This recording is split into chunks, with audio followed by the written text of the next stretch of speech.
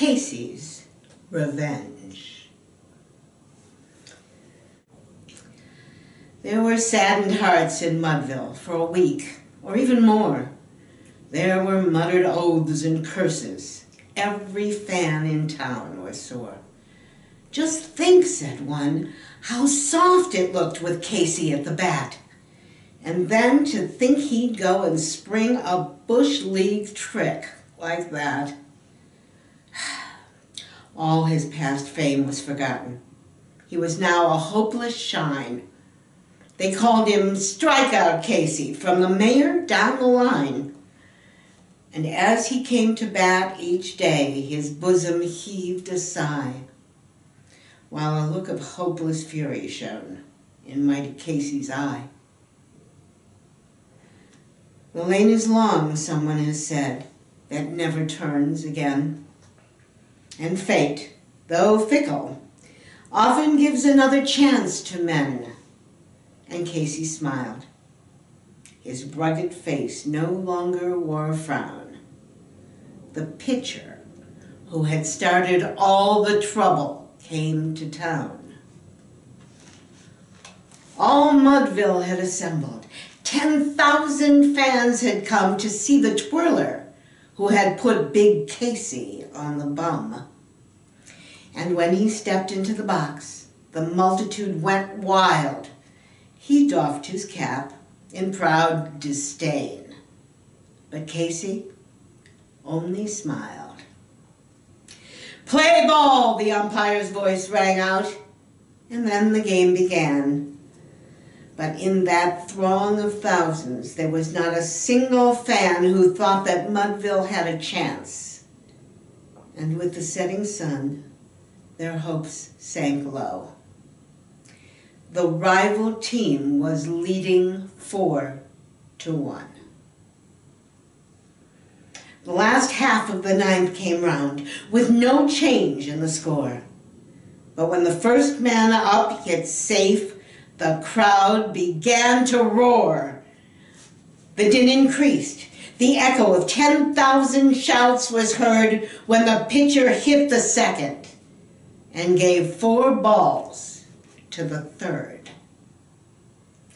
3 men on base, nobody out. 3 runs to tie the game. A triple meant the highest niche in Mudville's Hall of Fame. But here the rally ended and the gloom was deep as night when the 4th one fouled to catcher and the 5th flew out to right. A dismal groan in chorus came. A scowl was on each face when Casey walked up, bat in hand, and slowly took his place. His bloodshot eyes in fury gleamed. His teeth were clenched in hate. He gave his cap a vicious hook and pounded on the plate. But fame is fleeting as the wind, and glory fades away. There were no wild and woolly cheers, no glad acclaim this day. They hissed and groaned and hooted as they clamored, "Strike him out!" But Casey gave no outward sign that he had heard this shout. The pitcher smiled and cut one loose. Across the plate it spread. Another hiss, another groan. "Strike 1, the umpire said. Zip, like a shot, the second curve broke just below his knee. "Strike 2, the umpire roared aloud. But Casey made no plea. No roasting for the umpire now. His was an easy lot.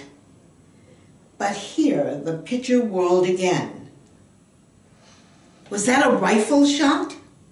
A whack, a crack, and out through space the leather pellet flew. A blot against the distant sky, a speck against the blue. Above the fence in center field, In rapid, whirling flight, the sphere sailed on. The blot grew dim, and then was lost to sight. 10,000 hats were thrown in air, 10,000 threw a fit, but no one ever found the ball that mighty Casey hit. Oh, somewhere in this favored land, dark clouds may hide the sun, and somewhere bands no longer play, and children have no fun. And somewhere over blighted skies, there hangs a heavy pall, but Mudville hearts are happy now, for Casey hit the ball.